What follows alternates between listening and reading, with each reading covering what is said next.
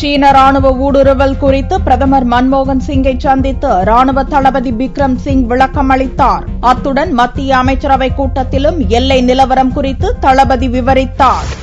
காஷ்மீரின் லடாக் பகுதியில் இந்திய எல்லைக்குள் 19 கிலோமீட்டர் தூரத்துக்கு ஊடுருவிய சீன ராணுவம் அங்கு முகாம் அமைத்து கடந்த 15 நாட்களாக தங்கியுள்ளது. இதனால் இந்திய சீன எல்லையான லடாக் மண்டலத்தில் போர் பதற்றம் அதிகரித்த சூழலில் பிரச்சினையை தீர்ப்பது குறித்து இரு நாட்டு ராணுவ அதிகாரிகளிடையே 3வது முறையாக பேச்சுவார்த்தை செவ்வாயன்று நடத்தப்பட்டது.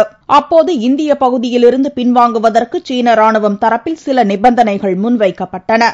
ஆனால் சீனா தனது படைகளை முழுவதுமாக பின்வாங்க வேண்டும் என்பதில் இந்தியா உறுதியாக இருந்ததால் பேச்சுவார்த்தையில் எந்த முடிவும் எட்டப்படவில்லை. இந்நிலையில் கடந்த வாரம் சர்ச்சைக்குரிய லடாக் பகுதியில் நேரில் ஆய்வு செய்த ராணுவ தலைமை தளபதி பிக்ரம் சிங் பிரதமர் மன்மோகன் சிங்கை டெல்லியில் உள்ள அவரது இல்லத்தில் சந்தித்தார். லடாக்கில் இருநாட்டு எல்லையில் நிலவும் நிலவரம் குறித்து பிரதமரிடம் அவர் விளக்கம் அளித்தார். இதனிடையே சீனாவின் அத்துமீறல், நிலக்கரி சுரங்க ஒதுக்கீடு விவகாரத்தில் உச்சநீதிமன்றத்தின் கண்டனம் உள்ளிட்ட பிரச்சினைகள் குறித்து விவாதிப்பதற்காக பிரதமர் மன்மோகன் சிங் தலைமையில் மத்திய அமைச்சரவை கூட்டம் அவரது இல்லத்தில் நடந்தது. சீன ராணுவத்தின் ஊடுருவல் குறித்து அமைச்சரவையில் விவாதிக்கப்பட்ட போது தளபதி பிக்ரம் சிங்கும் அழைக்கப்பட்டிருந்தார்.